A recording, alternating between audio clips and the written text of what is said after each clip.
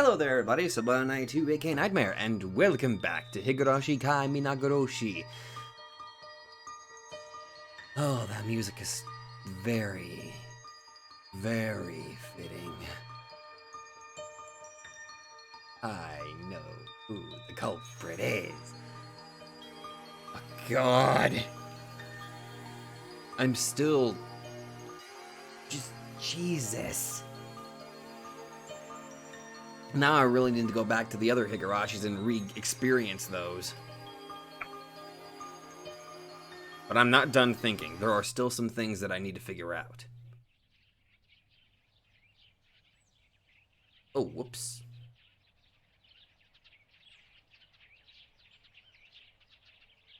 I did not mean to do that.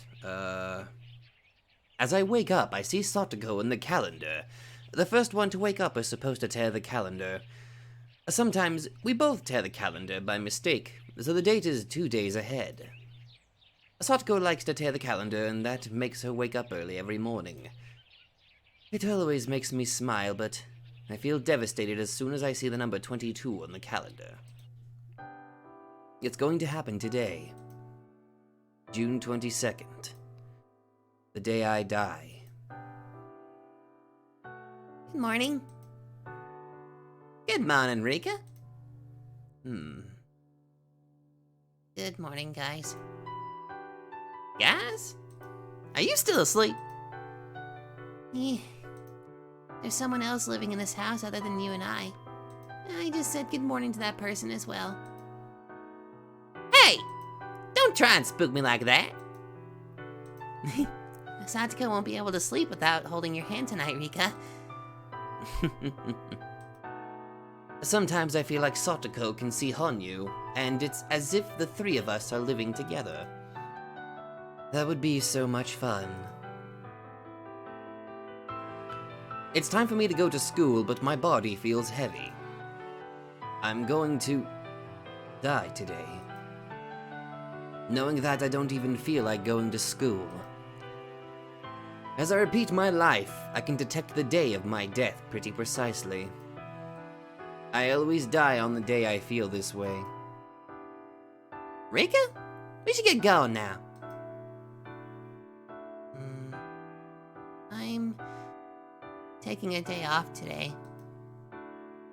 Rika? I heard from Keiji-san. Are you troubled by something? Kind of, but not really. What else can I do now? Day's the day. It's too late now. But part of me still feels like doing something. I've been in this world only a few days. My emotions went up and down like a roller coaster.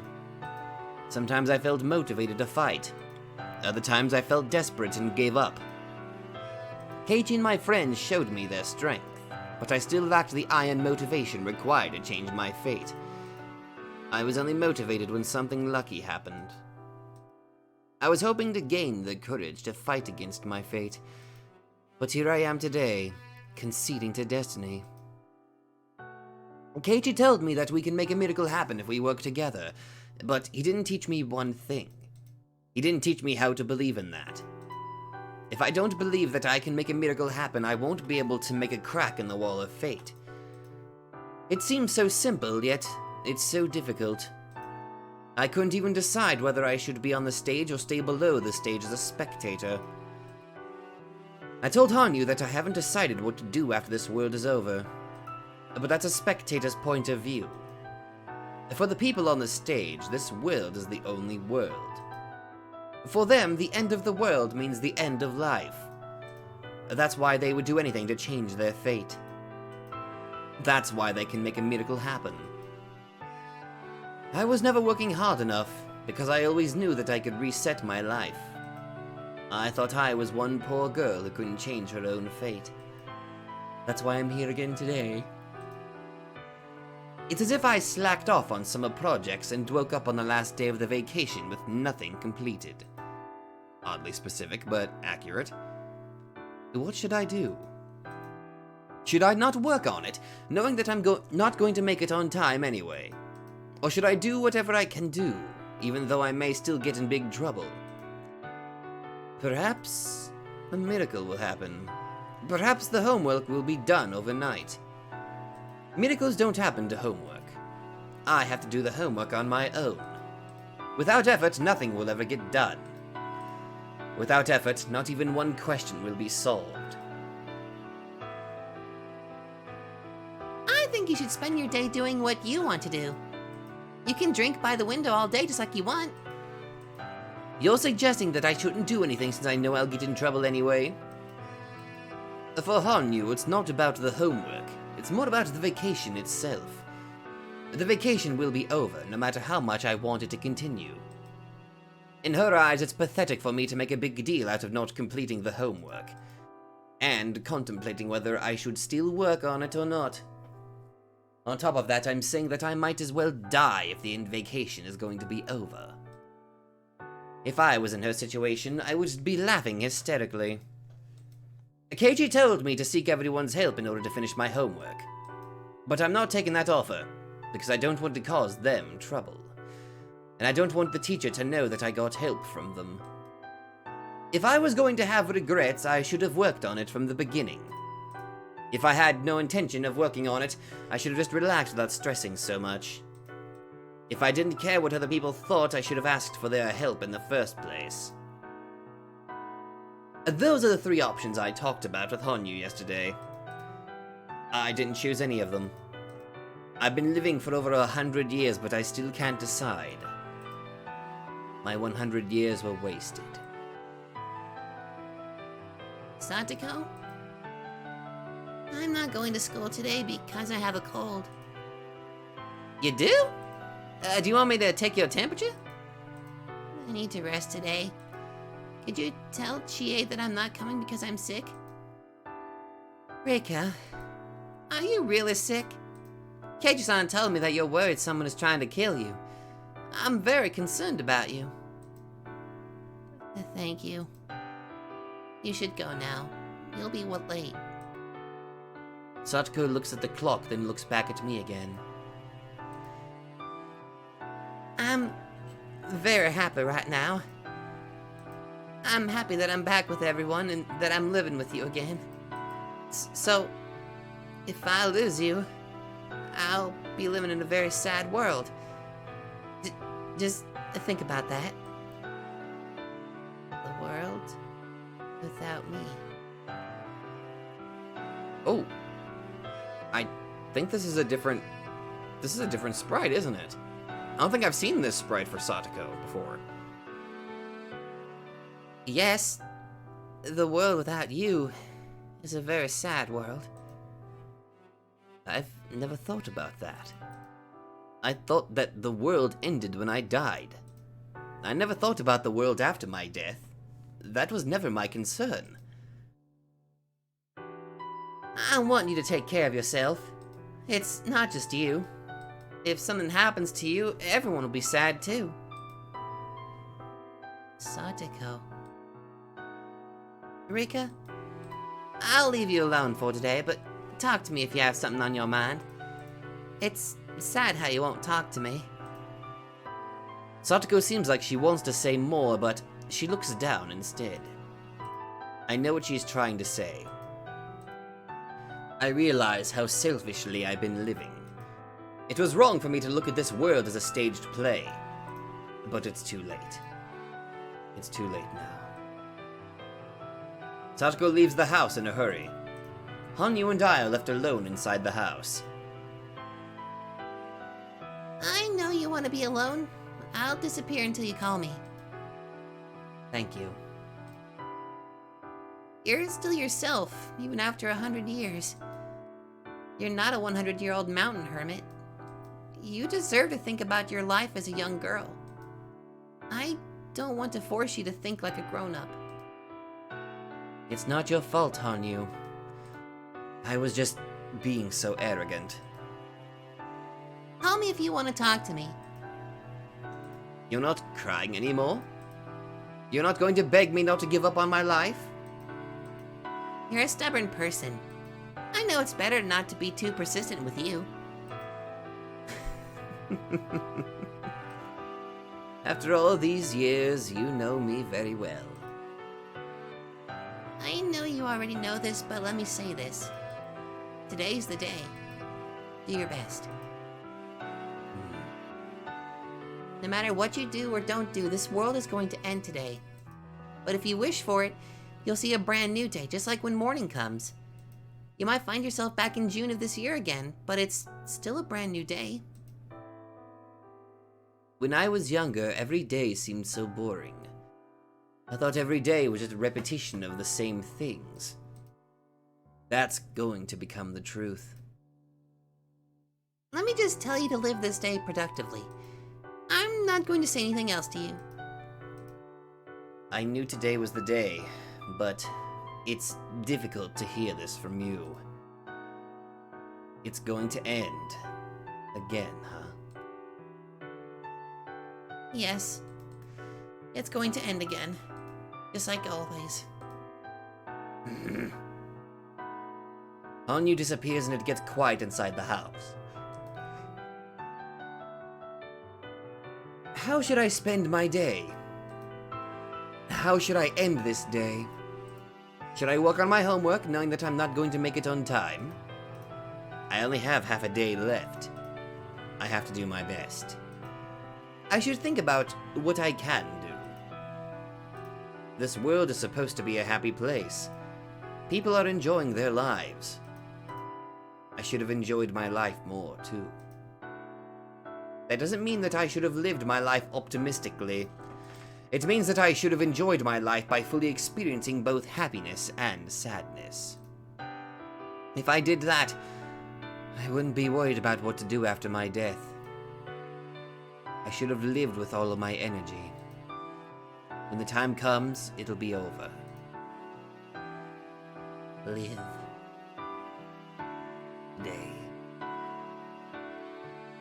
That's a very important phrase, but it sounds meaningless when I say it because I can repeat this meaningless life as many times as I wish.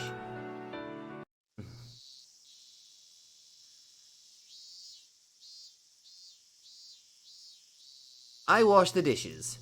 Han usually stays with me when Satoko is not around, but she's not here right now. It's been a while since I was all by myself. I never thought washing dishes could be this sad. Also, you're by... this is like the worst opportunity. This is literally the opportune time for the mountain hounds to strike. I'm going to die today anyway. This world is ending today. Why should I wash these dishes? That's because I'm thinking about Satoko, who has to move on with her life after tomorrow. I will encounter a new Satoko in the next world. But I realized something after hearing what Satoko told me earlier. After I'm dead, I wonder how Satoko will move on with her life. The world ends. The worlds that I've left in the past all went on without me. I wonder if Satoko would be able to cook without me. I wonder if she can go shopping on her own. I wonder if she can wash her clothes by herself. I've been avoiding thinking about this, but Satoko and my other friends must have been overcome by sadness. It's too late for me to think about this, but I start feeling so sad. I'm feeling like this because I don't want to leave this world. No, this is by far the happiest world we've gotten the chance to experience. This is the world that I've always wanted. It's my hope that I can live in this world beyond this June. I finally found this world after a long journey, but I was able to be in this ideal world for only one night. The night of Watanagashi. This world will be shattered again after I die tonight. We finally saved Satoko and they all think that our happy life is back. However, I'm going to die tonight. They will be sad. We worked so hard to make a miracle happen, but they're going to lose the happy world in just one day. Am I going to start a new life in the next world as if nothing happened? I will live 3 days in my new world, but 3 sad days are going to pass in this world. No, I can't think straight anymore. I can't stop the tears from flowing out from my eyes. I hug Satoko's pillow and cry. I can smell her scent. When I die, Satoko will probably hug my pillow and cry like this. Is everyone else going to cry for me too? I'm sure they will. And they'll be sad. Not about my death. They'll be sad, not because I'm dead, but because I never told them about what was troubling me so much. I wonder if they're going to feel regret. Will they wonder what they could have done to open up my heart? What they could have done to help me in my time of trouble? Will they wonder what they could have done to save me? I feel sad and angry. I hold Satoko's pillow and continue to cry. The next moment I hear the phone ringing. I try to ignore it, but it won't stop ringing. I pick up the phone hoping that my friends called me to check up on me. However, I hear a weird guy's voice on the phone. No!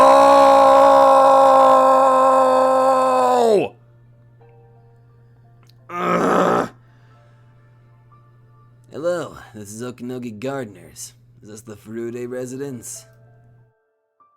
Okinogi. It's Okinogi from the Mountain Hounds. This is the first time I've received a phone call from him. I'm calling because I have something urgent to ask you. I called the school, but they told me that you're sick today. You okay? I'm not okay. This is the day I die. I know that he doesn't know about this, but I feel upset at the question. It's just a cold. I just want to rest today.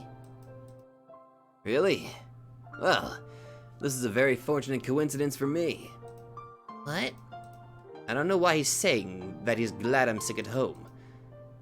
Why is it a fortunate situation for you if I'm home? Well, I got a tip from Tokyo that someone is planning to murder you. What does that mean? Tokyo is investigating the murder of Tomotake's-san and Takano-san. As a conclusion, there's a high possibility that Dr. Eri is pulling the strings in this case. Eri is behind this case? This is the first time I've ever heard something like this. This is not something that happens randomly. This is the first time. That means this is not just a coincidence. I'm hearing this now because of something that I did differently in this world. I've done many different things in this world. I don't know which one of those decisions created this result. However, I wonder if this is something that could change my life drastically. Okinogi continues to explain to me. There's been a budget cut to the research, and they were scheduled to stop the research of the Hinamizawa syndrome within a few years. Eri was strongly against that because he was embezzling the research money by requesting a bigger budget for the research. Because they were going to cancel the research, he tried to sell the research data and make money off of it. Is that true? I know you can't believe it, but it's true. I always thought he was kinda suspicious. I think I can say with certainty that Eri is not that type of person. I've been around him for years, and as far as I know, he's not a bad person. He doesn't even have the guts to be a bad person. He acts like a cold-blooded researcher, but he's always regretting something. He's just a nice guy. It's hard to believe that he was embezzling money from Tokyo. I'm starting to be suspicious of Takano, but she's actually a nice person too. She seemed mean, but she was actually innocent like a child at times. However, I'm starting to suspect her because Oishi told me that the body they found in Gifu might not be Takano's body. Okinogi works for Takano. Oh my god, is she... Oh! Yes! That means I can't trust Okinogi. In other words, I can trust Eri because Okinogi is just trying to set him up. However, this could be a huge mistake if Takano is actually not dirty. However, I think Tomotaki and Eri were good friends. If Tokyo was suspecting that Eri was embezzling money from Tokyo, Tomotaki would have treated Eri more harshly. I'm sure that Tomotaki didn't have any negative intentions towards Eri. Eri and Tomotaki were friends. Tomotaki and Takano were friends. Takano and Okinogi were boss and subordinate. Okinogi says that Tokyo is suspicious of Eri. This doesn't make sense. It seems like everybody is friends with everybody else, but something is not connecting right. Eri thinks he has a good relationship with Tokyo, but Tokyo was suspicious of Eri? This is weird. They're all connected, but something is twisted. It's not a smooth connection. Call Oishi! Tokyo's conducting a further investigation now. We also have information that Eri is trying to use you as a bargaining chip. For that reason, we've been told to tighten up your security starting today. That's why I'm glad that you're home right now. There are 20 security guards guarding the Furude Shrine in 3 shifts. You may not notice, but they're there for you. That's a high level of security. How long are you going to guard me like that? Well, until Tokyo feels you're no longer in danger or alive. What was that last bit? Danger. Until this whole case is solved. I don't know why I'm giving Okanogi the Leo voice, but it's... This is supposed to be good news for me since this is the day I'm supposed to die. This is the kind of security I wanted. That's why I showed the shrine storage to Takano. However, I feel so awkward. Tokyo's on my side, just like how Eri and Tokyo are in a good relationship. I feel like I have a good relationship with them too, but something seems twisted in this situation. It feels awkward because there are some uncertainties with Tokyo. Tainties? Oh, it's uncertain. I forgot how to fucking English. Tokyo and Eri have a friendly relationship. However, they're suspicious of him. Is Eri actually a bad guy? Is Takano still alive, and is she the one who killed Tomotaki? Those questions are making me feel uncertain about Tokyo.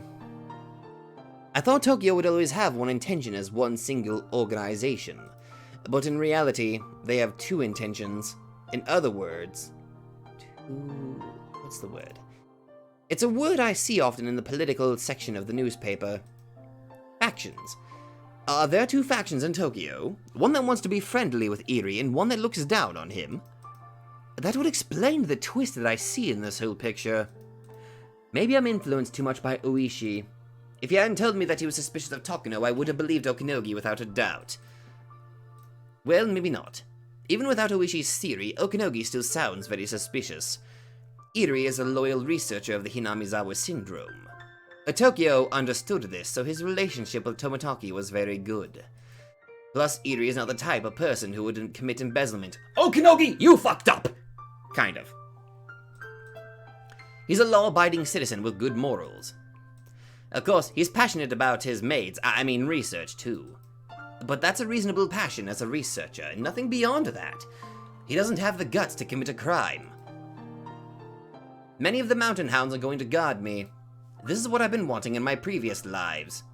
But, for some reason I can't be happy. I can't help but feel depressed. I see an empty bird cage. They're the fox with bird feathers stuck around its mouth. I don't know if I can really trust the people who are protecting me. I try and think more about Okanogi. The mountain hounds have been protecting me for years. Okanogi proved his skills in many of my other worlds. I'm a special existence for them. If something happens to me, it would be a disaster. The Eri institution is there to keep the Hinamizawa syndrome under control, and the mountain hounds are there to protect me from evil people. Why would they try to betray me now? I have no idea. I just know one thing for sure. I can't feel comfortable with the protection of the mountain hounds. I want someone else to protect me, but I bet that person won't believe me. How about Oishi? Yes! Call him! I've been keeping in touch with Oishi since the other day. He thinks that the mysterious deaths in Hinamizawa are all plotted by the village. If that's what he believes, he might believe that my life is in danger. For him, I'm a special person with lots of information. The mountain hounds hate the police. When I asked them to assassinate Satoko's uncle, they refused because he was being watched by the police. I would feel relieved if the police guarded me too, as well as the mountain hounds. That way the mountain hounds wouldn't be able to harm me, even if they were working for a bad faction of Tokyo. If my suspicion toward the mountain hounds is false, this would be perfect protection for me. I'm sure the double security will keep me safe. Okay, I will stay home for today. Please do so. Don't go out to the city and try to pick a fight with the delinquents. Sorry about that. Anyway, Please take care of yourself. May I go to the clinic because I have a cold? You never know what might happen, so please don't go near the Erie Clinic for a while. I don't want them to give you any suspicious drugs. Erie won't do anything like that. That's what we want to believe, but you need to be careful of him until things are clear. So, I have no choice, huh? No. You talk with a local accent now, Okanogi. You used to have a Tokyo accent before. I can still talk in a Tokyo accent, but it's my job to blend in with the local culture. I finished talking with Okanogi. As soon as I hang up the phone, I open the phone book and look for the number to the Okinomiya Police Department. Yes! It's almost noon. It seems like the pages of the phone book are sticking to my skin. I guess I'm in a hurry. I really don't want to die. I want to stay in this world. I don't want to leave this perfect world. I try to do something because I don't want to die. I'm trying to live with all my effort. I'm trying to enjoy my life. For the first time, I'm spending my last day positively without drinking wine and getting drunk. Good. Hello, this is Oishi. Yes! Connected! Oh, sorry for the wait. I was getting ready to leave for Gifu. I was going there to make them confess about the case. Ifu? Are you talking about Takano's body? Yes, my colleagues are convinced that the body is Takano, but I'm still not satisfied. That's why I'm going there directly. If that body is not Takano, this is going to be a whole different story. We can search for Takano as a witness. Fortunately, I have lots of connections in the Gifu Police Department. I'm going to make them talk. He's working on this case with passion. If that body is really Takano, it's sad for her, but it will give me reason to trust the mountain hounds. If that's not Takano, then it will tell me that she's part of this whole incident. No matter what the result is, it will give me some kind of hint. But only if I'm still alive. Anyway, this is not good. Uishi is leaving for Gifu. He can't be here to protect me. Uishi? Some stranger called me today. I don't know who it was, but he said he's one of the villagers. He didn't tell you who he was? Please, go on. What did he tell you? He told me that someone is trying to kill me. He said they'll kill me tonight at the earliest. Are you sure? That's not a surprise, though. Okay. I have to leave soon, but I'll send some police officers there. I'll tell them to keep you safe. You're home right now, right? Are you sick or something? Stay home and lock your doors and windows. I'll send some officers immediately. Oh. What's wrong, Uishi-san? You'll be late for your appointment. I just got a call from Furude Rika. Someone called her and warned her that someone is trying to kill her. Someone is trying to kill Furude Rika? But why? I thought she was the mascot of the village. I think it's a warning for contacting me about the incidents in the village. I don't know if they're really trying to kill her, but she's just a young girl. I'm sure she's very frightened right now. I want her to trust me now, so we can have a better relationship in the future. Just send about 2 or 3 officers to her place. Also, call the police there so she can feel better. Call the local police, sorry. Yes, sir! Furude Rika might have some kind of hint regarding the mysterious deaths in Hinamizawa village. I can't let her die. We should go to Hinamizawa as soon as we get to the Gifu, the police department, to talk. This is going to be a busy business trip. It's no big deal. Oh boy. This is the Hibari. A local police officer is on the shrine property. He's heading toward R's house. Roger. Continue observation. Encountering R. She let the officer inside. R called the Okinomiya Police Department. She requested protection on her own. Did she tell them about us? She told them that she got an anonymous call. I'm sure that's a hoax. The Okina Police Department is sending a few more officers to her location. What? Doesn't she trust the mountain hounds? This is bad. It'll affect our protection, too. I hope she didn't find out. I don't think that's possible, though. Tell the team to be aware of the officers. We don't want them to be suspicious of us. Roger. Attention, team! There are officers around the Furude Shrine. Be aware of them. We may have to postpone tonight's mission. I'll call her, but I'm sure the Major wants us to do it tonight. Everything is planned out accordingly, and R must be dead by tomorrow morning. We don't want the police to become suspicious of us. If they do, we'll just have to leave. Oishi called the officers pretty quickly. The local police officer arrived within 10 minutes after I spoke with him. Wow! He asks me what kind of phone call I received today. I make up a story. It'll be all over if they investigate my phone records, but I'm sure Oishi won't do anything like that. He thinks I'm worth protecting, because I have information about the cases in Hinamizawa. The local policeman is one of the villagers, so I know him very well. More officers are coming here from the department. He tells me to relax, because he'll stay with me until then. I guess Oishi thought that I was frightened to death after getting a threatening phone call. After about 30 minutes, 4 officers in plain clothes arrive at the shrine. The local officer returns to his office. I've heard the whole story.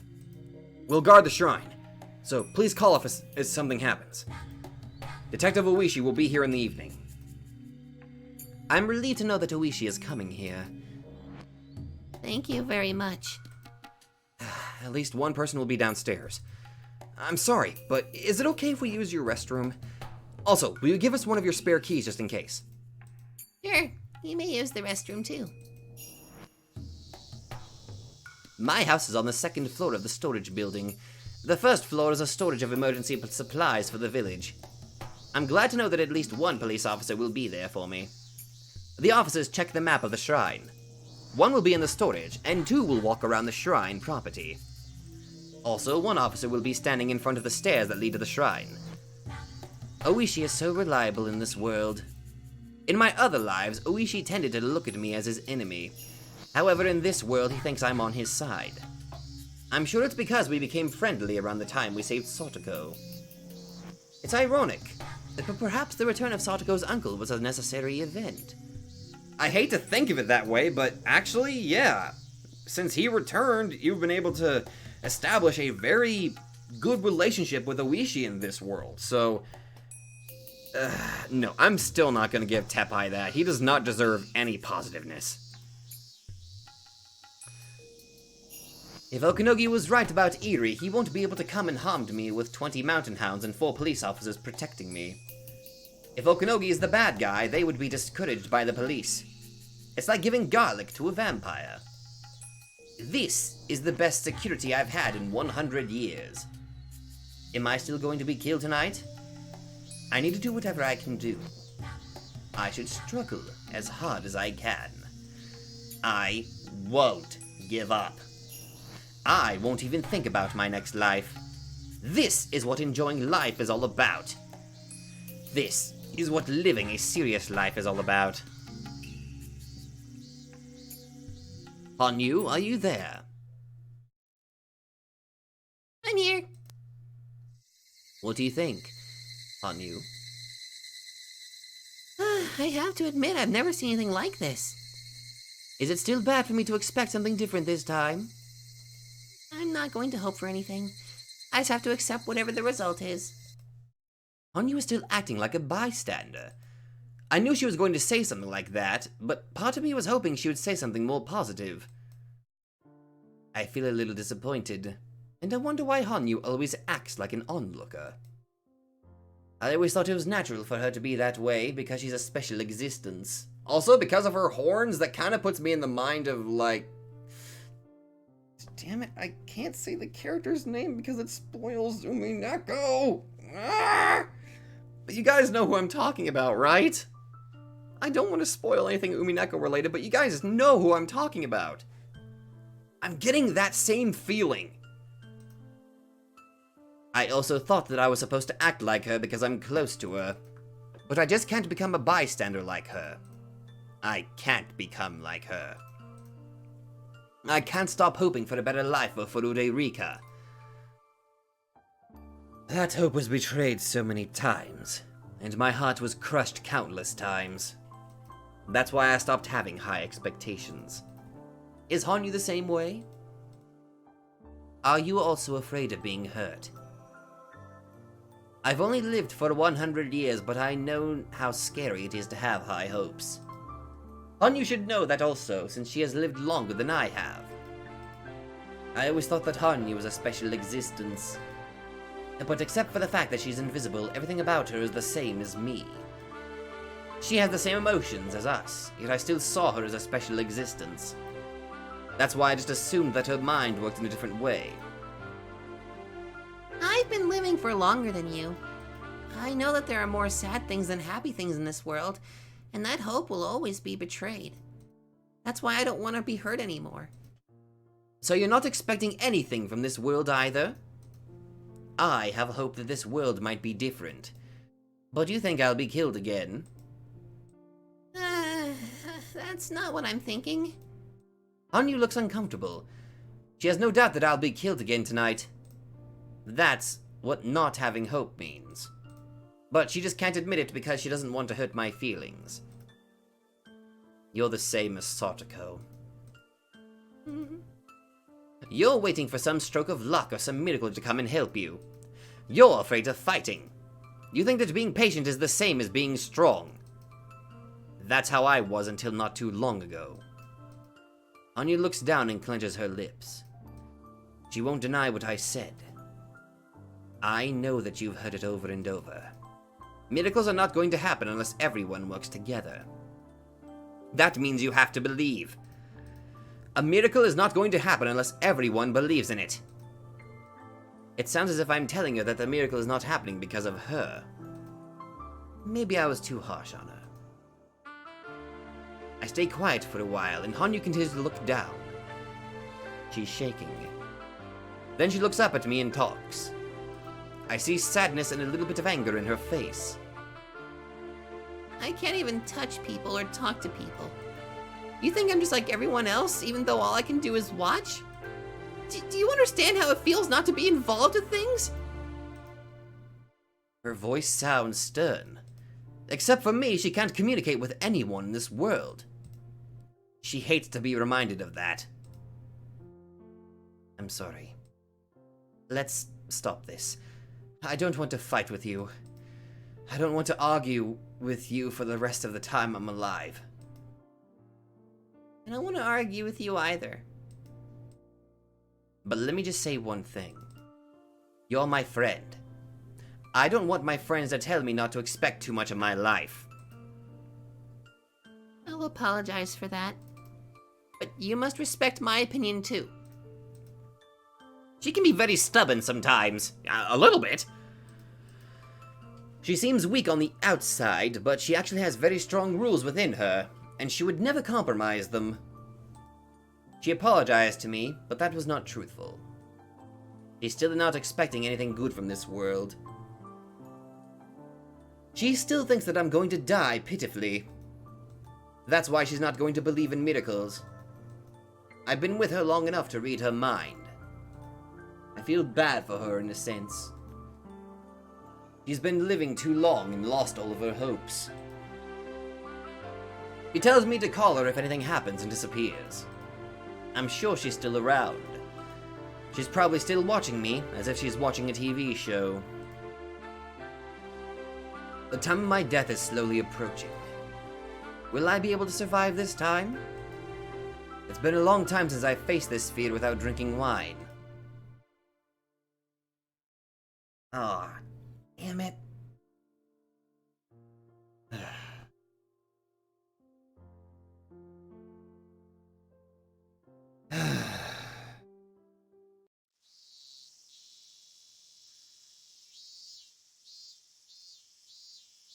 Okay, we're still going. I had nothing to do after I finished washing dishes and cleaning the room. The mountain hounds and police are protecting me. All I can do is something for Satoko, just in case I die.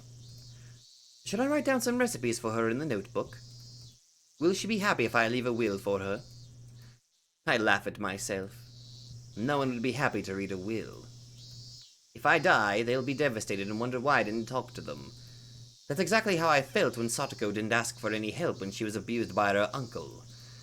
I wonder if I'll be killed before Satoko comes home. My memory of this day is not very clear. My memory of the day of my death is always vague. It's okay if I'm dead before she's home, but what if I get killed after she comes home? Is she going to get killed along with me? I don't want that to happen. I'll take all the tragedy. It would be so sad if Satoko was always killed along with me. I've been ignoring other people's sadness because I was preoccupied by the fact that I'm getting killed. I feel ashamed of myself now. I can't really blame you for that. I turn on the TV to get away from the silence, but it doesn't help at all. I feel lonelier because the TV is not reacting to my feelings. It's as if the TV is haunting you, watching me with no emotion. It's past lunchtime. It's almost 3 p.m. School should be out soon. They won't have the club activity because I'm not there. That means Satoko will be home soon. It looks like I'm going to survive until she comes home. If she comes home and asks me what's troubling me, I might talk to her. If I talk to someone, that person will be demoned away by the mountain hounds. That's why I never spoke to someone. I didn't want my friends to get in trouble. But if Satoko is also going to be killed, she's doomed to share my fate. It's better to know the truth than to be killed without knowing what's going on. But I'm under very strict security right now. I might be able to survive in this world. If that's the case, I shouldn't talk to Satoko about it. I just can't talk to my friends after all. Moments later, I heard Satoko's surprised voice from downstairs. What the fuck is going on here? Oh, right, I got police people here. Say hi to Jim, he's over in the corner. Alfred, would you please get out of my fridge? I'm sorry, there's some great milk in here. Damn it. Wait, that's soy sauce! She's back home. It sounds like she was scared because she saw a stranger in our house. I have to tell her that the police are here. That's the same thing as telling her that someone is after my life. I don't know how to explain it to her, but how much I should tell her about this. The next moment, the noise of a crowd surprises me. Satoko is not home alone. I'm home. Hey, Rika. What's up with that officer downstairs? Why is that guy guarding this house? Oh! What the heck did you do? Mii-chan, that's not the right question. What happened to you, Rika-chan? There were some strangers in the shrine yard, too. Are they also police officers? This is so unusual.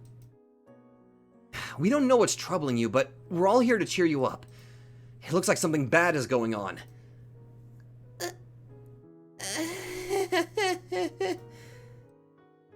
I can't stop laughing when everyone rushes in here all asking the same questions. It makes me feel like I wasted my time being depressed all day today. Rika? What are you laughing about? You need to explain to us what's going on. Yes, kind of. There's nothing to explain. I'm getting murdered today. What? Everyone knew that I've been saying I will be killed, but they're surprised to hear it directly from my mouth. Hey, Rika-chan! I heard that from you yesterday. You told me that you think someone is trying to kill you, but I thought that was just a joke. This is serious now. You have to talk to us. Keiji talks to me in an angry voice as if I made him upset. I guess he can't forgive me for not talking about my problems to my friends.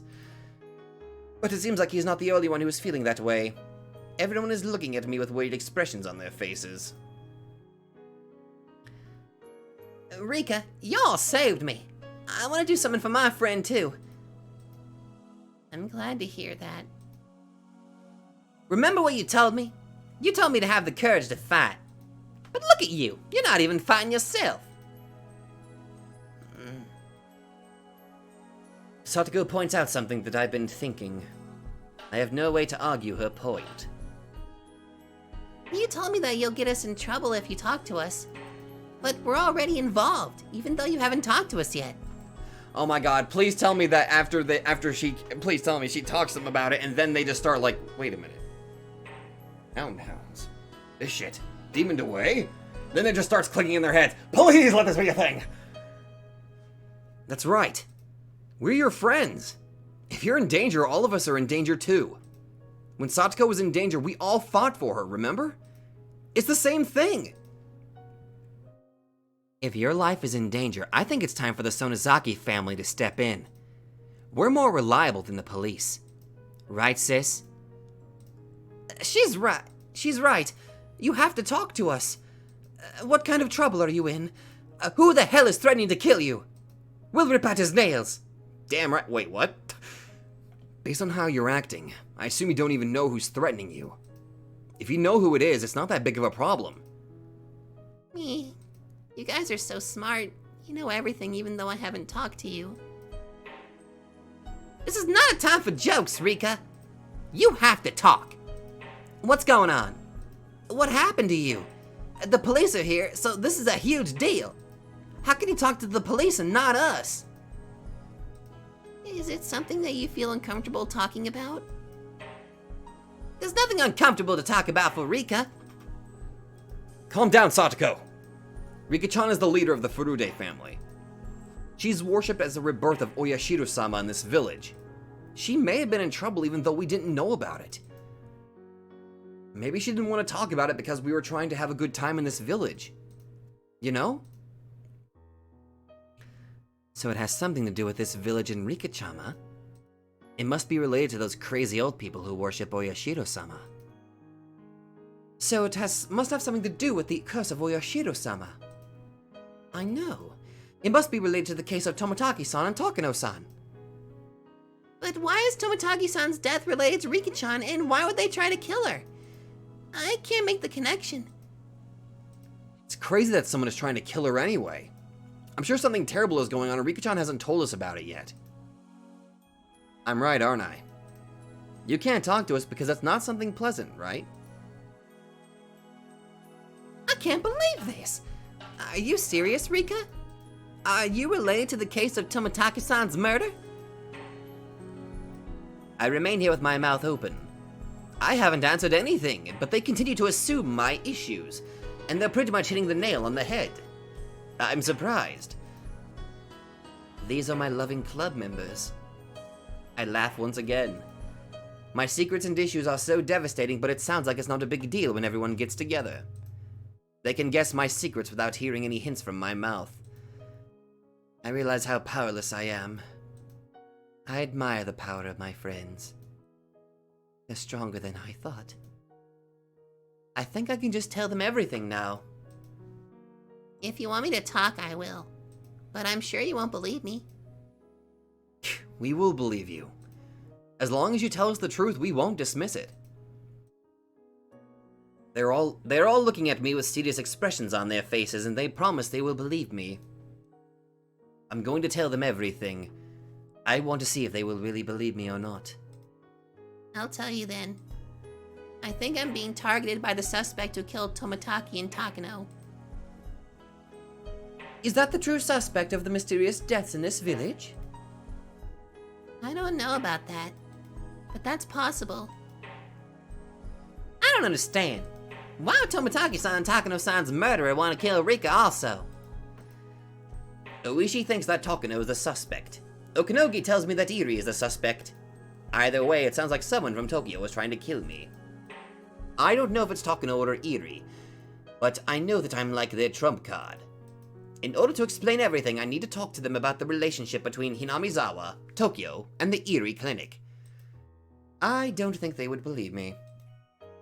This is a ridiculous story. Who would believe this if my friends won't believe it? You'll be in danger if I talk about this. Are you sure you want to hear this? Of course! If you're in danger, we're already in danger. Everyone nods at Keiichi's words. Well then. I'm going to see how everyone reacts. I'm going to ascertain what friendship is all about. I nod and begin to explain.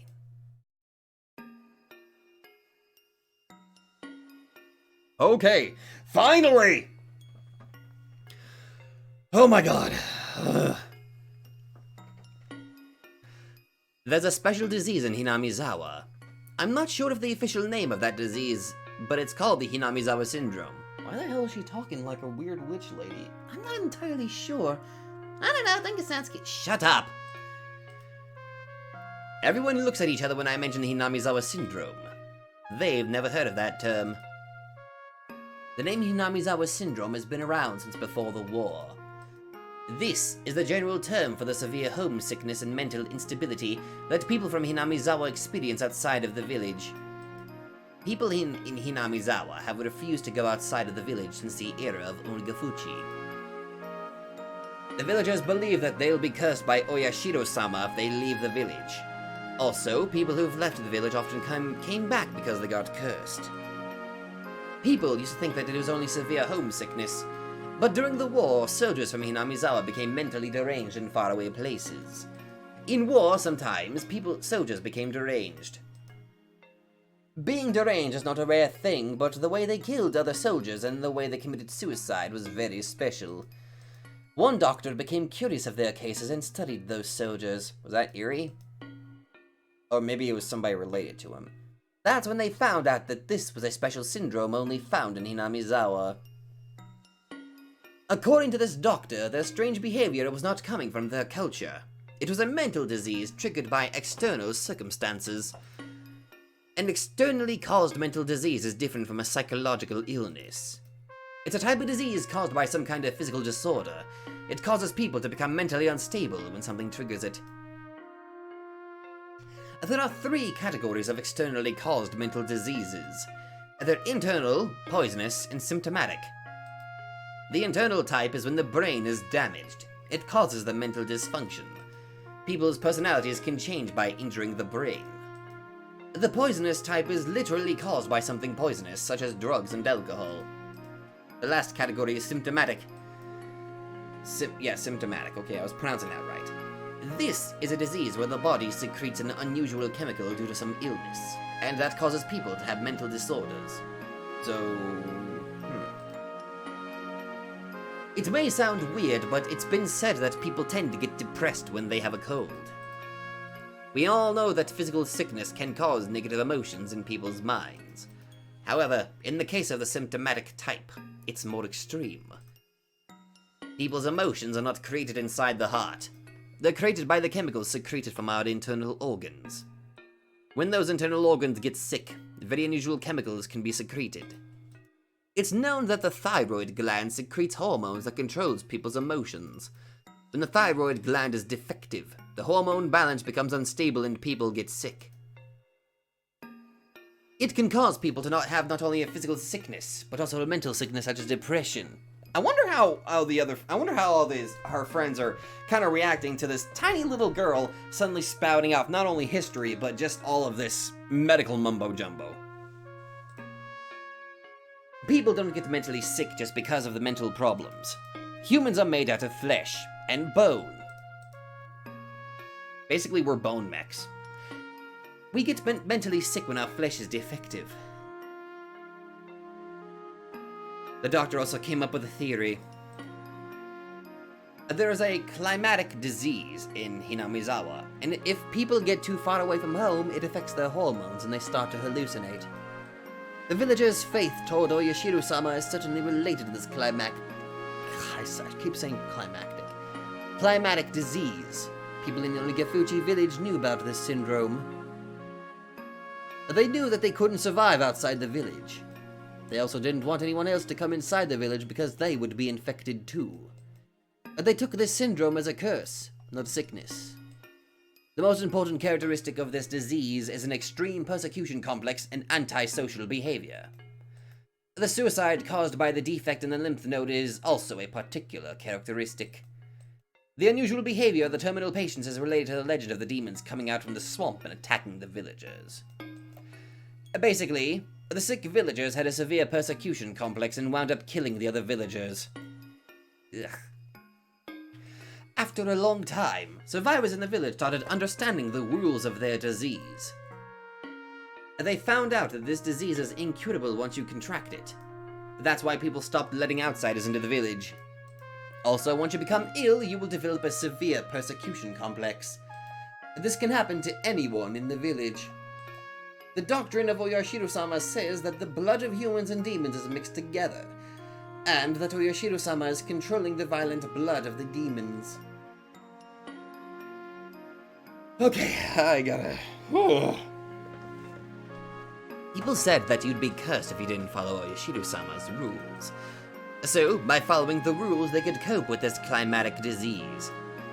Then, Oyashiro-sama came and unified the humans and the demons, just like in the legend. Moreover, the most important thing, that's how to keep the disease under control. This is related to the taboos in this village. The horrible traditions in the village were probably performed in order to force people to respect these taboos.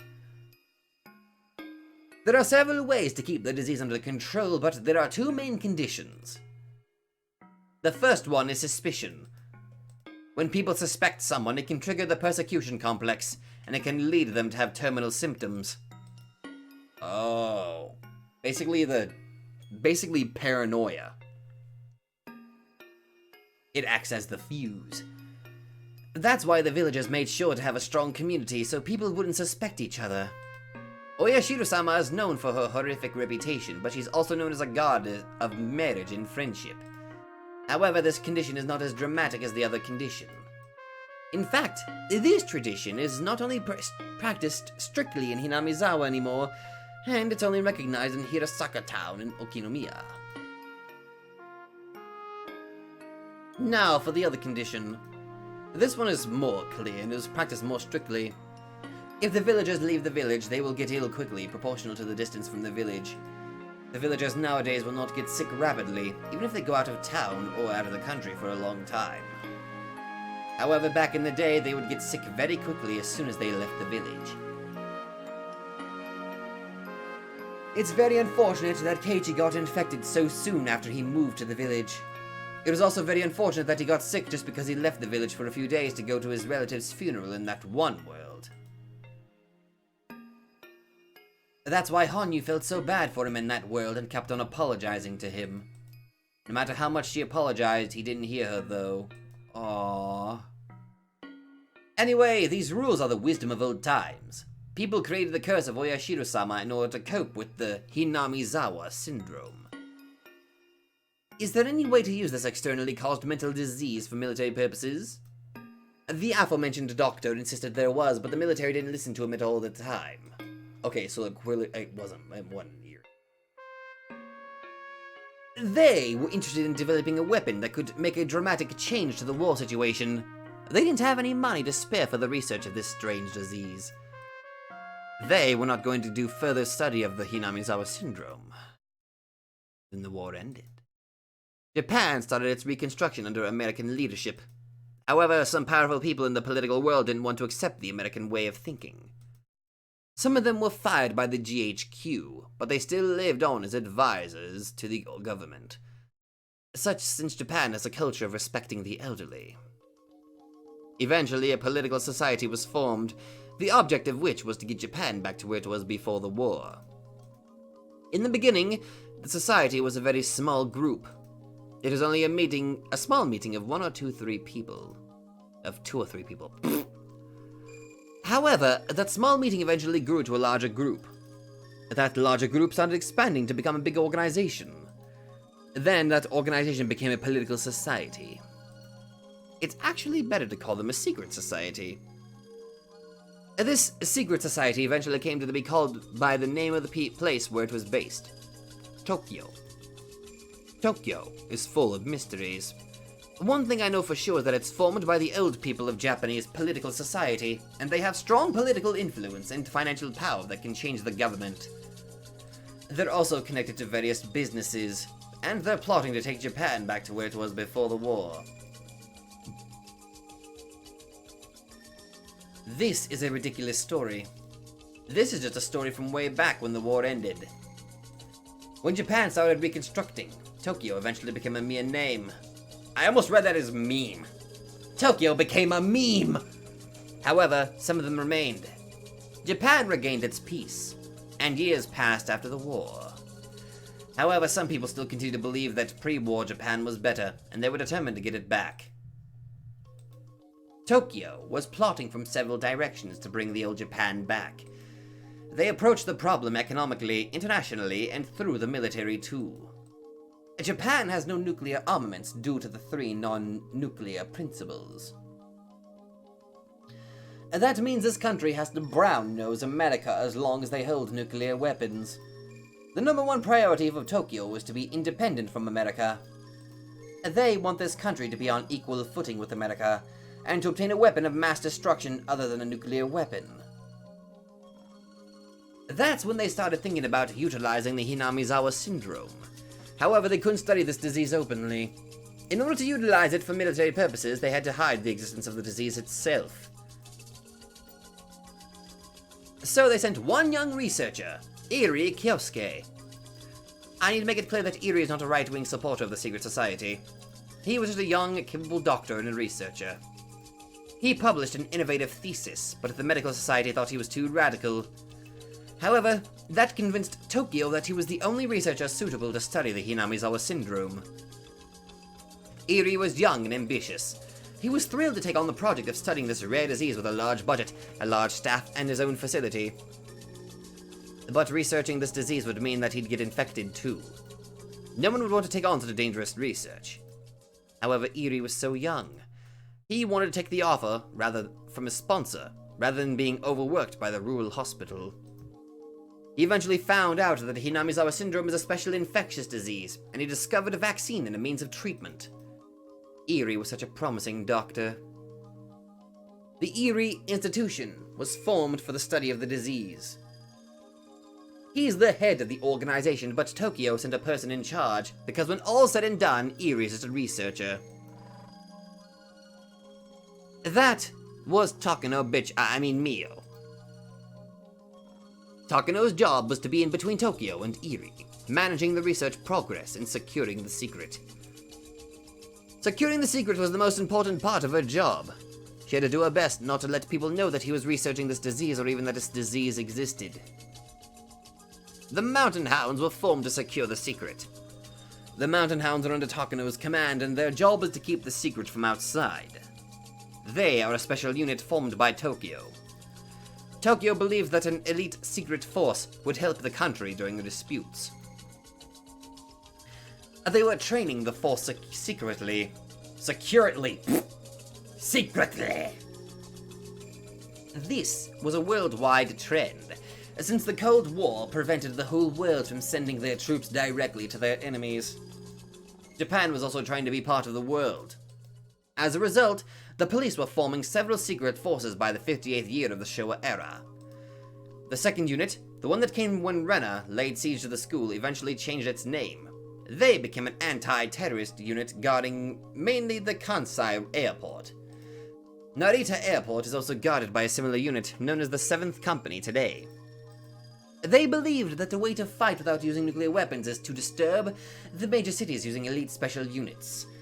In the 52nd year of the Showa era, the police established a special task force, SAP, in order to keep the peace in the major cities. My God, we are learning so much! The Japan Coast Guard also established a special task force, SST, for protecting the coast. There are several unknown special units in Japan. Most people tend to think of a movie or something when they hear the phrase special unit. Actually, I think it's...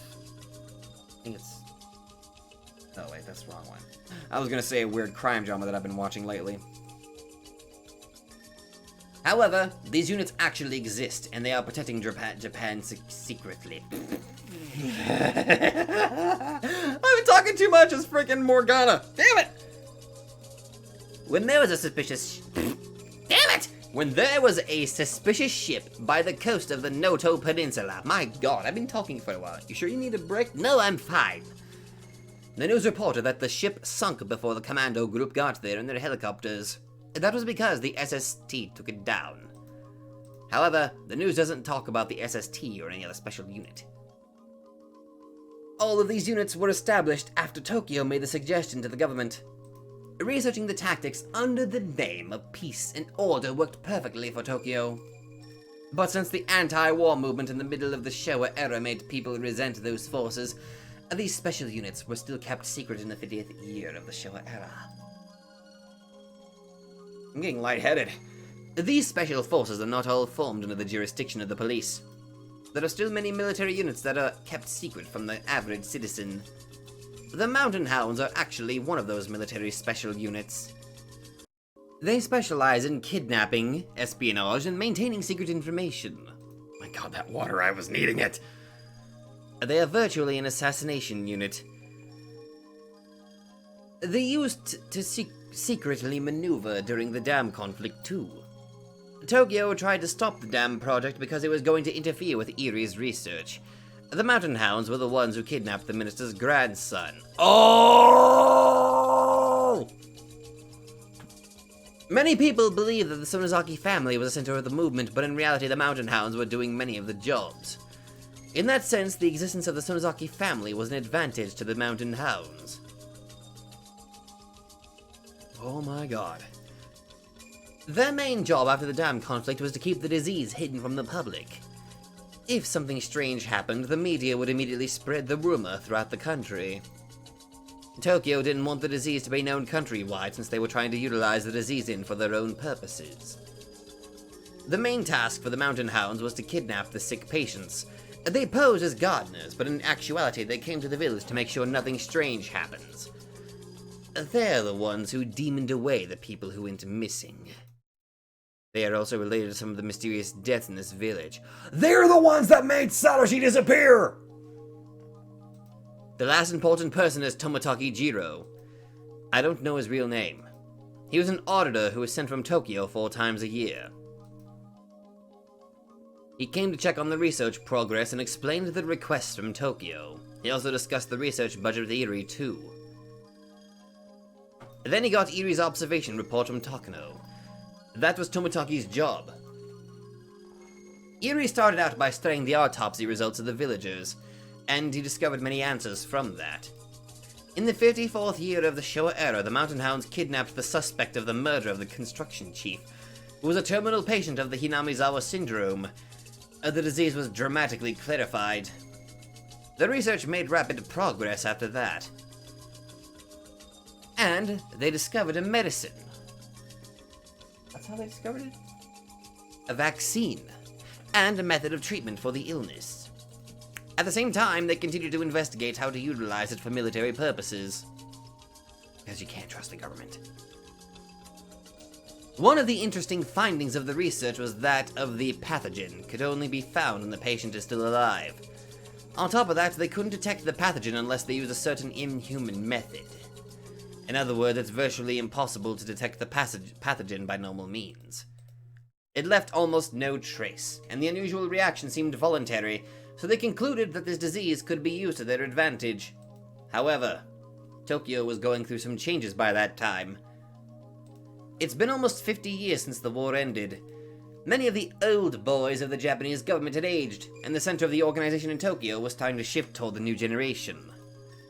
The whole organization started to shift. Of course, the purpose of Tokyo stayed the same. It's still a secret society of ultra-nationalists who want Japan to be at the top of the world. However, the ambition to fight against America and take over the world has diminished. Tokyo has directed its priority toward the economy, international affairs, and education. But that doesn't mean that the ambition is all gone. There are still several seniors alive who have those ambitions. They continue to use their budget to perform military research. But for the present-day Tokyo, Erie's research is actually an awkward research now. The new Tokyo is no longer interested in this project, and they announced that they are going to cut the budget for them as soon as those seniors pass away. However, Erie objected to their plan. He claimed it was necessary to continue the research. This is what Okanogi was talking about. Erie was in disagreement with Tokyo.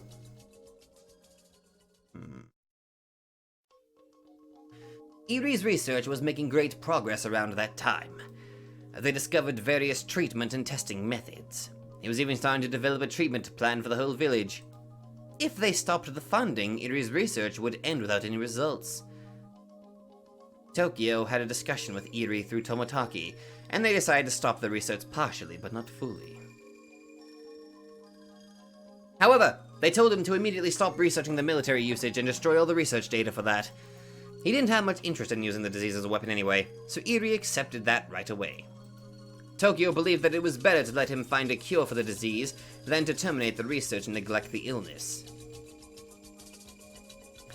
By this time, Eri was becoming one of the villagers. He was starting to feel guilt over researching the disease without telling them. Both Tokyo and Eri agreed to terminate the research as soon as he discovered a way to completely eradicate the Hinamizawa syndrome.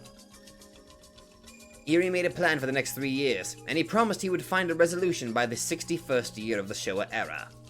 The meeting they had this June was to discuss the plan and budget for the next 3 years. Then the story goes back to the beginning. Supposedly, Eri is battling with Tokyo, and he's planning to kill Furude Rika as his trump card. The other theory is that Takano killed Tomotaki, and she's trying to kill Furude Rika as her trump card. I need to explain why Furude Rika is the trump card. Wait, who... Are you referring to yourself, or... Okay, now I'm really confused.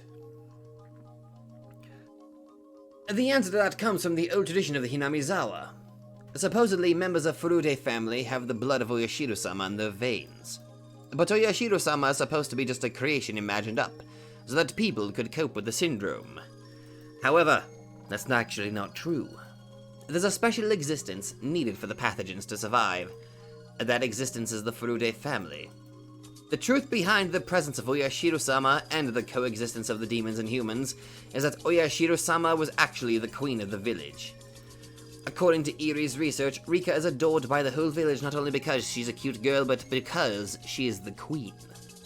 The infected patients are unconsciously driven to protect their queen. Eri calls it a pheromone. Furude Rika's mother was also adored by the whole village since childhood. However, as soon as she had Rika, people's attention quickly shifted to Rika. Eri calls it the succession of the throne. In this village, the queen is a special existence. There were theories that infected patients are actually unable to survive when they're away from the queen, not from the village. According to Eri's research, the queen can only survive in Hinamizawa. Also, the infected patients can only stay alive when they're around her. But this is just a theory. Again! No, God, no. But surprisingly, the first doctor who found the syndrome was also aware of the existence of the queen. That doctor was also knowledgeable about the local culture, and he was interested in how the Furude family was valued so much in the village. He assumed that the queen and the Furude family had the power to control the whole village. The truth is unveiled now, but perhaps the Furude family had some kind of supernatural power in the ancient days. The only thing Rika can do is to be adored by the villagers, though. Why is she talking to herself in the third person? I don't know, I'm kind of getting weirded out a little bit. You okay, Shion? Oh god, she's broken. Anyway, if that's the case, the question is what happens if the queen disappears from this village? The aforementioned doctor predicted that if the queen dies, the whole village will be destroyed. He suggested the villagers should protect the queen with all their power. Rika is precious not only because Eri found many answers after studying her body. If Furude Rika dies, the 2,000 people in Hinamizawa will turn into demons. The people won't even realize that they're getting sick. They will be overcome by an extreme persecution complex and they will start killing each other out of fear. This is why the Mountain Hounds were protecting the queen, Furude Rika. Her death was equal to the death of the village. That's why Furude Rika is the trump card for those who know that she's the center of this whole epidemic. This is what Hinamizawa is all about. Holy fuck. June of the 58th year of the Showa era. The liaison of Tokyo, Tomotaki, was found dead mysteriously even though he was vaccinated. At the same time, Takano was also kidnapped and murdered on the same night. Though I don't know for sure if she's really dead or not. Furude Rika is also going to be murdered. I've never been suspicious of Tokyo before. I thought that Tokyo was always on my side. they must be on my side. If I die, there will be a disaster. However, at the same time, there are some people in Tokyo who are trying to use me to their advantage. Oh my god! It just dawned on me! That could explain the whole Hinamizawa disaster. The moment Rika dies, everything goes absolutely insane. I never thought that there were opposing factions within Tokyo.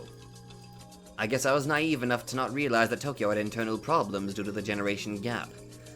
Anyway, I wouldn't be feeling this way if I didn't suspect that Takano might still be alive. I feel like I'm starting to see the whole picture. There is a possibility that Takano is the victim and Iri is the bad guy. Either way, the Mountain Hounds might be on my side or they might be assassins who are trying to kill me. I'm too afraid to drink a risky wine. I'd rather drink a cheap wine with a bad taste. After telling everything to my friends, I finally realized that I can only trust my friends and the police. I'm so stupid. I thought I was thinking so hard, but I never understood anything. I finally realized that I can make things clear just by talking to my friends like this. I never thought this would make such a big difference.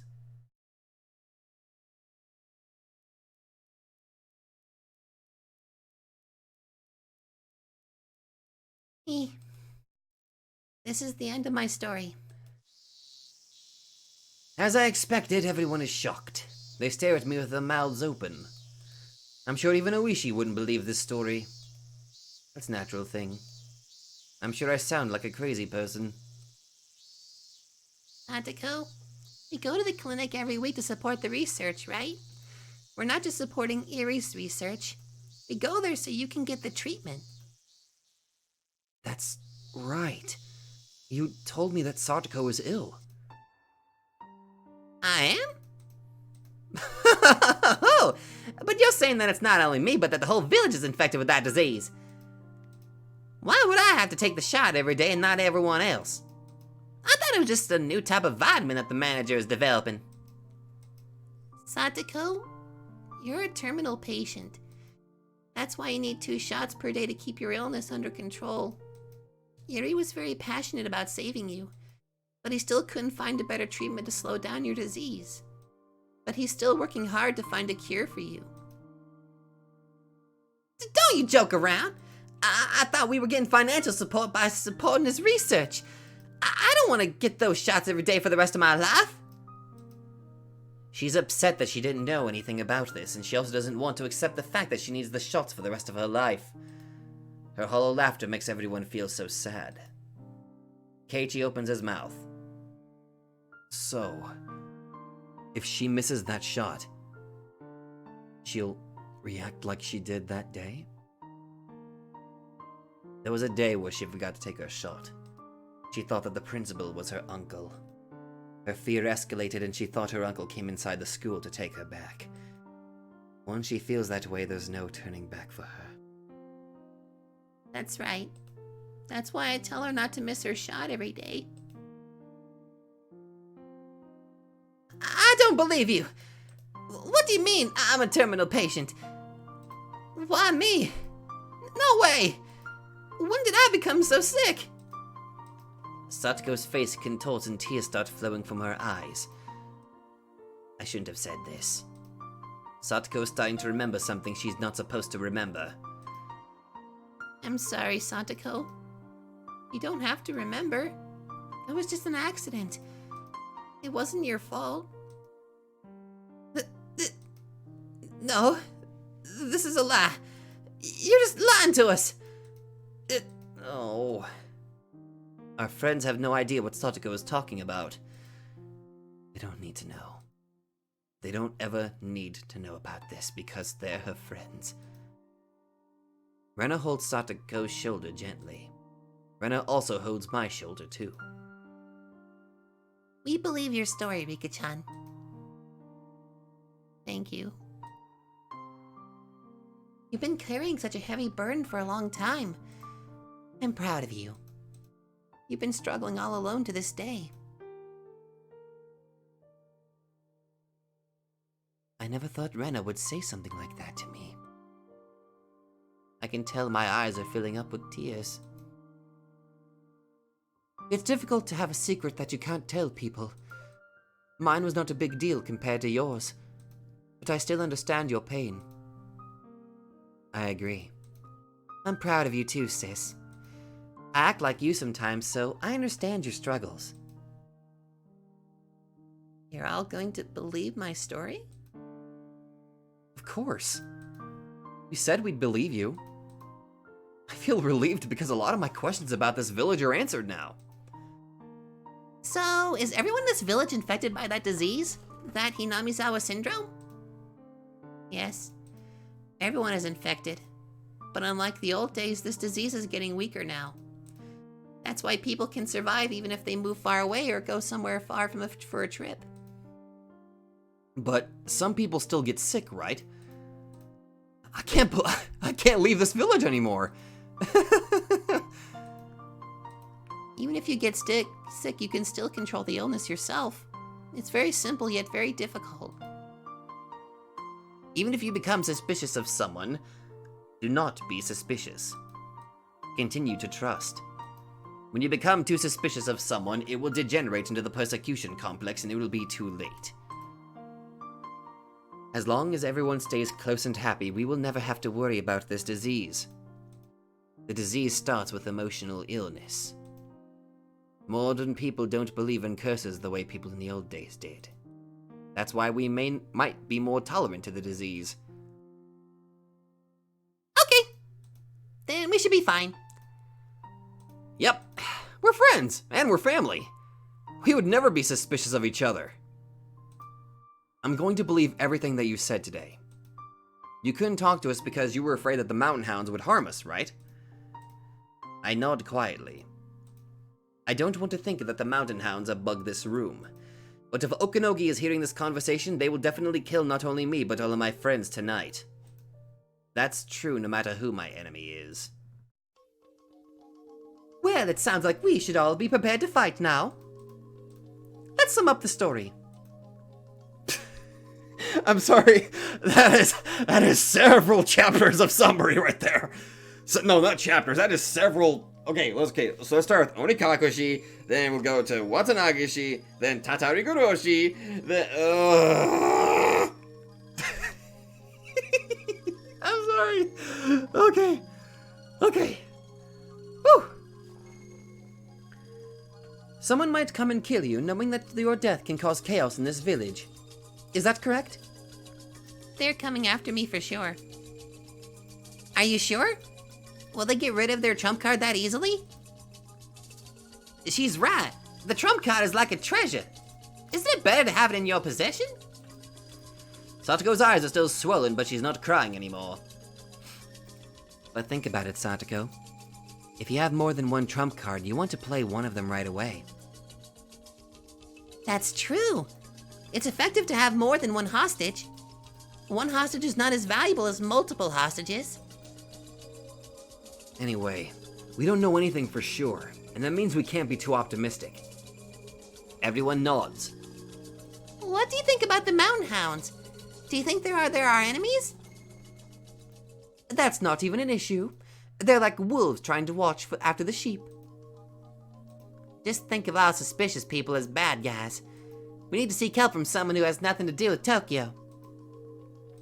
I agree. I think you made a good choice by seeking help from the police. Uishi-san is on our side, right? Yes. Uishi doesn't know everything yet, so he thinks that this is suspect of the curse of Oyashiro-sama is targeting me. I think you should talk to Uishi-san too. We need some help from adults. But that's pretty risky. What if they don't believe her and step away from the investigation? We should still talk to him. He said that he's going to retire this year, and it's his last chance to avenge his old friend. I'm sure he will believe any story, no matter how unbelievable. Yes, he helped us when we were trying to save Satoko-chan too. I think he'll stay on our side. Yeah. Okay, let's talk to Oishi. Where is he now? He's in Gifu. He went to check on Takano's body. Oh. She was found in Gifu, right? She was burned to death inside an oil drum. I wonder why Oishi has to go there directly to check on her. There's a possibility that it might not be Takano's body, but the Jifu Police Department is not being very cooperative. You said that the Mountain Hounds specialize in securing secrets and manipulating information? I'm suspicious of that dead body. I don't think she's the kind of person who would easily die from being burnt. Yes! There's still a possibility that Irie's the bad guy and that he killed Takano. That's what Okanogi tried to make me believe. I don't think the manager is the bad guy. He's not that kind of guy. That's right. He's basically a nice person as long as you don't let him talk about maids. That is... Maid is love! Maid is life! As the assistant of the Hinamizawa fighters, I also think the manager is innocent. He's more like someone who could be easily used.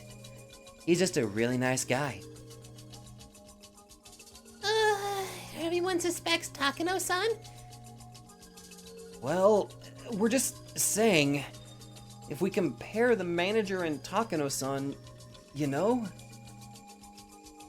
Takano-san will be upset when she hears this. Everyone laughs as if we're having a club activity. If they were after my life, they'll kill everyone here. There's a great possibility that they will all get involved in this mess. I'm impressed by how strong my friends are. I start laughing with them too. It's awkward that Takano's body was found in Gifu. If someone wanted to make it look like she killed Toмотaki, they would hide her body somewhere and nobody would ever find it. Burning her body in the middle of the woods is like telling people to find her. Right. I agree with you. I feel like they're trying to make this unidentified body be Takano-san just because it was found outside the province and the police can't further investigate. That's the specialty of the Mountain Hounds, right? I think it's getting clear. The Mountain Hounds are working for Takano-san, right? And the leader of the Mountain Hounds is saying that the manager is pulling the strings.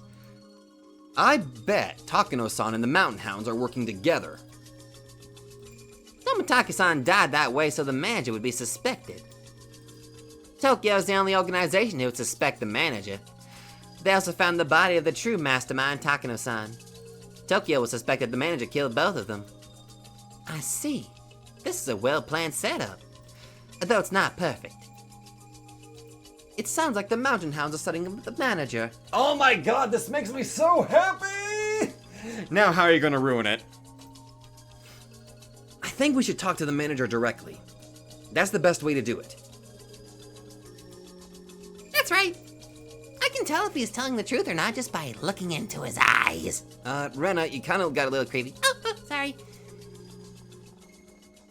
You're good at revealing lies. Yeah, all I have to do is yell, Yusada! The Mountain Hounds are also observing Irie now. He might not be able to get on the phone. What? That sounds even more suspicious. I hope the manager is not in danger right now. Yeah. If I was a member of the Mountain Hounds and I was trying to set him up, I would kill him before he said something I don't want him to say. A dead person can't say anything. Huh. Uishi will come back as soon as he takes care of the business in Gifu. I don't know what time it will be, but he'll be here for sure. Everyone looks at the clock. The time is past 6:30 p.m. and it's starting to get dark. No wonder why I'm so hungry. We would usually call it a day if this was a normal day, but they decide to stay here until Uishi comes back and we discuss what to do. Can I use your phone, Rika-chan? I need to call my dad and let him know that I'm going to be late tonight. I need to call my mom too. I have to call my grandma and tell her to order something for dinner tonight. You'll be in big trouble afterwards. We have to get something to eat for those officers too. We can order some sushi. Ooh, that sounds good right now. Everyone reacts to the word sushi. They are all hungry. Those officers should be hungry too. Are we going to order something too, Rika? We don't have that kind of money. Satoko, why don't you cook your stir-fried vegetables for everyone? What? I can't. I've never cooked for this many people. Satoko stir-fried vegetables? I would love to try it, as long as there's no fingers inside. Satsuko-chan, I want to eat your food too. Too! Why did you say it like that? The next moment the phone rings. Hello? This is Furude? Glad you're safe. Oh, I'm glad you're safe. This is Oishi. I finished everything in Gifu and I'm heading toward Okinomiya right now. I'm calling from the gas station. What about Takano's body? I did it! I found an easy mistake in their paperwork. But they were so stubborn. I had to really talk to them. Takano is still missing with her vehicle. She may have some information regarding Tomotaki's murder, so I've just issued a search warrant for her. I'm getting close to revealing the secret of the curse of Oyashiru-sama. I'm going to solve this case! Damn it! Yes! Oishi sounds so motivated. He finally found a hint to this case. Is he really going to be able to solve this case? I'm looking forward to hearing your story. I'm heading to your house with Kuma-chan, so please tell us what you know. You can talk to me about anything you can think of. Yes, I'm ready to talk to you about everything. I look forward to hearing it. I should be there in, about an hour. It sounds crowded there. Are your friends there with you? Yes, everyone came here to support me. I see. I'm impressed with your friends. I think it's better for you to stay with them too. It's a good way to keep criminals away from you. I'm on my way now. I'll see you later. Oh my god, I'm getting the chills. Was that Oishi-san? Yes, he's heading this way with the other detective. This is the first time this room will have so many people inside it. How many people will it be? There's 6 of us here, so 8 people. Oh, I hope our floor won't break. I'm the 9th person. Hanyu, were you listening to us? This is turning out to be very interesting. Do you think this time will be different? Yes, I'm sure. This time is different. Don't say that you're sure. It would devastate you if nothing changed. Hanyu, you still think that I'm dying today? I don't want you to die. I know what you're thinking. You're not going to believe because you don't want to be hurt. That way you won't be let down. I'm not going to judge your opinion anymore. You just stay there and watch like a bystander. Yes, I'm just a bystander, but I'm still rooting for you. Rooting for me? Thanks. But are you sure you want to root for me? Are you sure you won't be hurt if I lose? Don't be mean, Rika. I feel so relaxed. However, the feeling of unease is beginning to settle over us. Yeah, you got an hour to wait before Oishi arrives. I'm getting hungry. Should we grab something on our way? Yeah, you're right. It's almost 8 p.m. I didn't realize because we had a late lunch today. We can go get something after we finish hearing her story. You've sent for... Oh, wait. You sent 4 officers there. I think they're probably worn out by now. Hopefully, Furude-san ordered something to eat for them. Oishi and Kumagai's car pass the city of Okinomiya, and they are getting close to Hinamizawa. They hurry toward Hinamizawa, driving on the dark street. I wonder what Furude Rika wants to talk to you about. I'm sure she's going to tell me something outrageous. That village used to be old Onigafuchi village. That name came from the name of the swamp. That's interesting. What do you want to do about her protection? Depending on what she tells us, we might have to move her to a safer location. The whole of Hinamizawa is like the lion's den. Never know what can happen in that village. We just need to hear what she has to say. The leader of the Furude family is in danger, and the next leader of the Sonozaki family is trying to protect her. How would anyone be able to kill Furude Rika under those circumstances? The Kimiyoshi family is the only family that I can think of. I haven't heard anything dirty about the Kimiyoshi family. I guess there were extreme believers of Oyashiro-sama hidden in the village. I wonder what secret lies at the bottom of the swamp. They drive on the road in between the rice paddies. They pass by the crime scene of Tomotaki Jiro's murder. Takano left Tomotaki there. I'm sure about that. But I wonder why he died like that. The forensics didn't find any drugs in his system, right? I didn't find any drugs. That's not going to prove anything. I mean, there are actually undetectable drugs out there.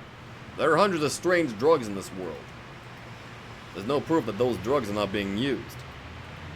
There might be some kind of drug that we're just not aware of. I'm sure of that.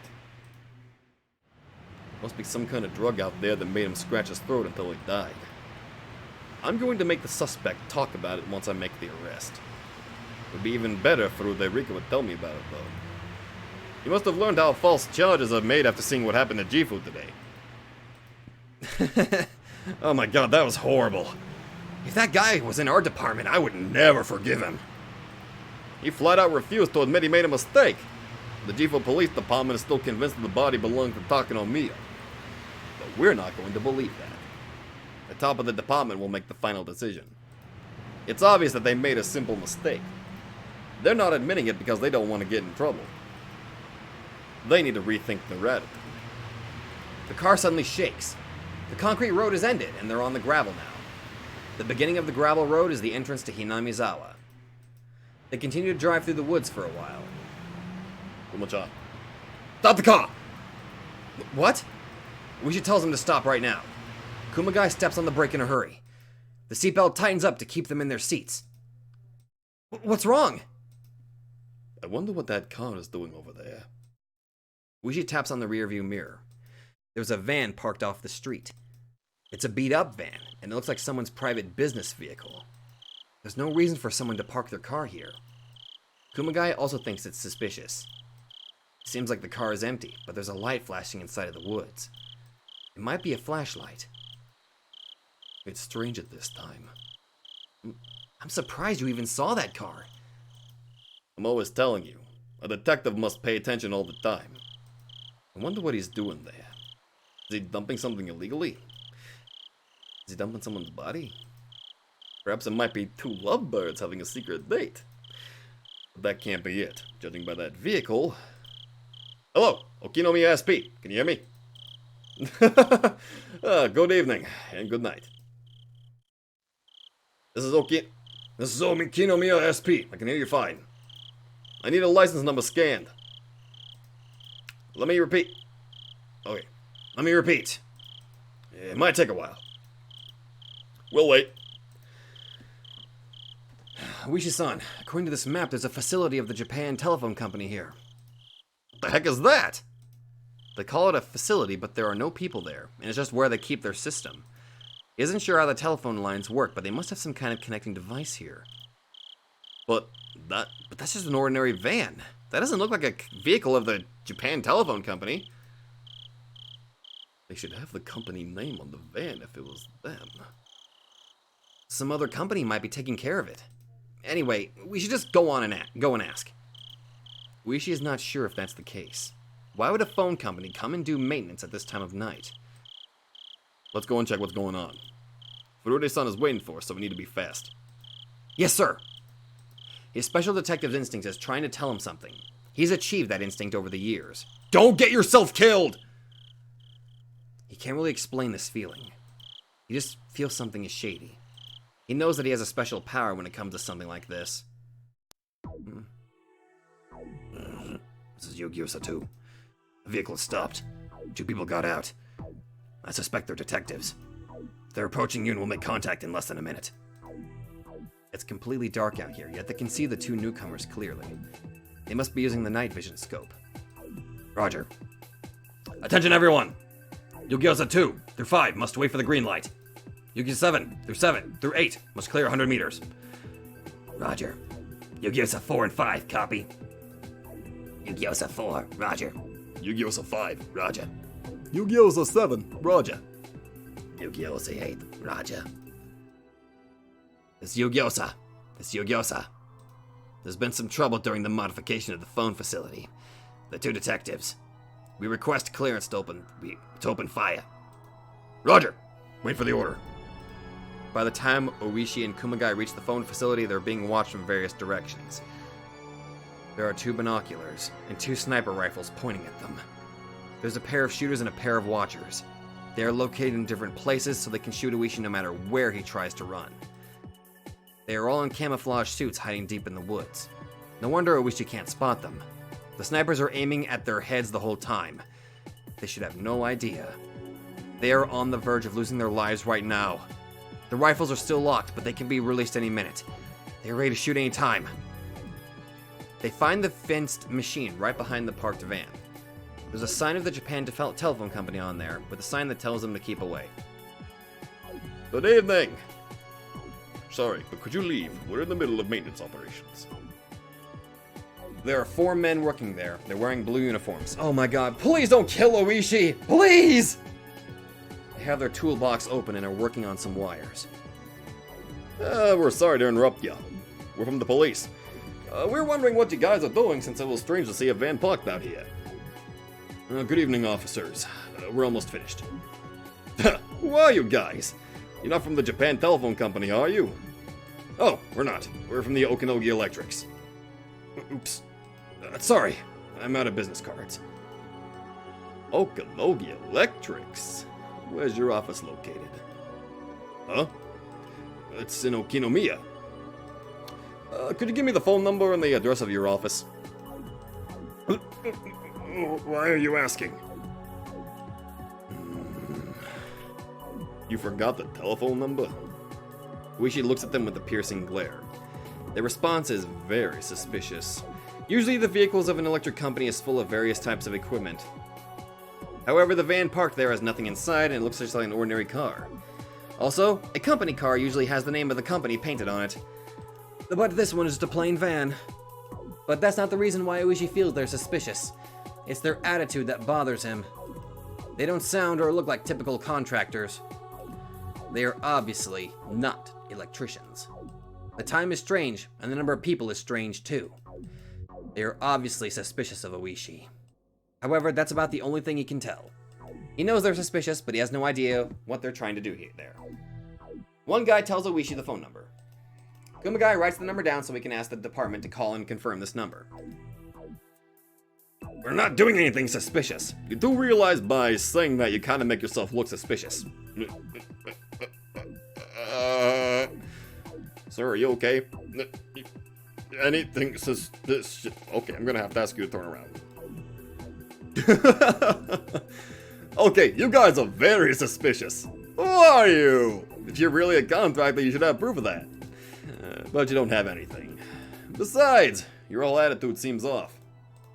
Officer, please, don't be mean to us. Just leave us alone. We need to finish up our work here. They're making a huge mess, and it doesn't seem like it'll be over soon.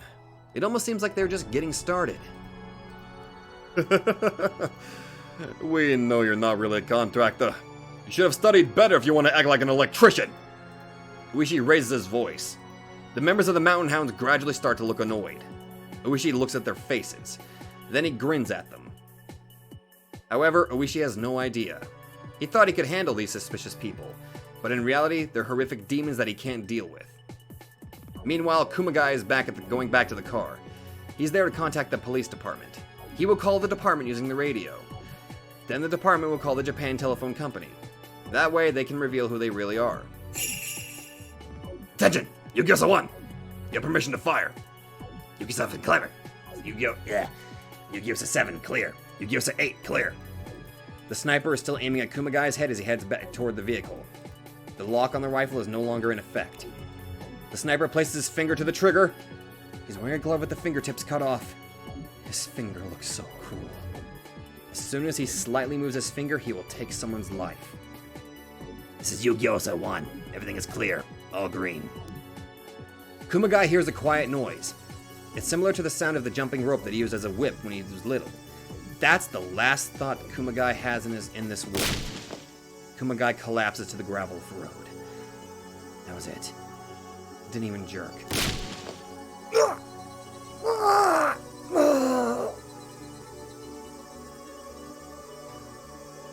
Damn it!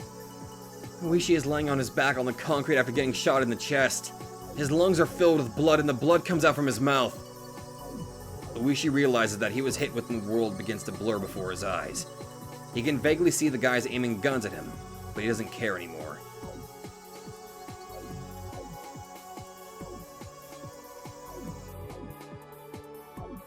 This is Okinomiya SP. We've scanned the license plate number. Detective Oishi? Detective Oishi! Huh? Do we have a bad signal? Detective Oishi. He's not answering. Oishi-san wanted the plate number scan. Whose car is it?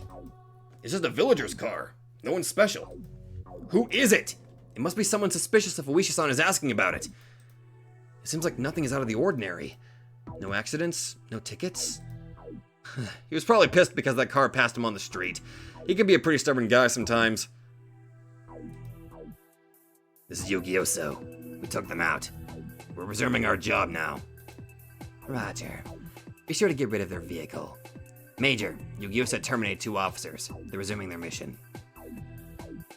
Sweet as dreams, Oishi-san. Too bad. He was getting so close to catching me. May I have a cup of coffee? Sure. This is getting complicated. There are still several officers at R's house, and her friends are all there also. R must also know that she's getting murdered tonight. Our mission info is leaking. We must postpone this plan. We have to have her corpse by tomorrow. That's the best schedule for the big guys at the top. We have to execute this mission tonight. The crucial part of this final mission is the death of Rika, and what comes after her death. They can't just kill Rika anytime. The timing is very important to them. She must have gotten suspicious of the Mountain Hound's extreme security. No, it's not being leaked. It's the prediction. She knew that Tomitaki was going to die, and she even knew how my body was going to be found. She's the queen. She's the queen at the top of the village. She has the blood of Oyashiro-sama. We can't fool God. There's no way we can assassinate Rika so easily. All right, Rika-chan. Let's see which of us deserves to inherit the legend of Oyashiro-sama. Your death will be the last curse of Oyashiro-sama, and it will be the finale of this legendary village. My plan will become the real curse when that happens.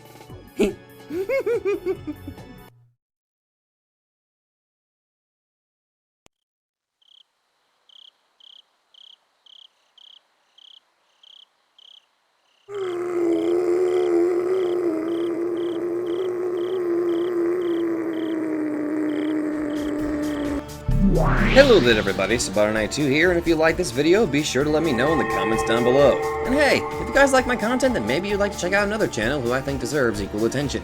So click that nightmare emblem and check out that channel, or go to the links in the description down below. Once again, thank you, and I'll see you guys in the next video.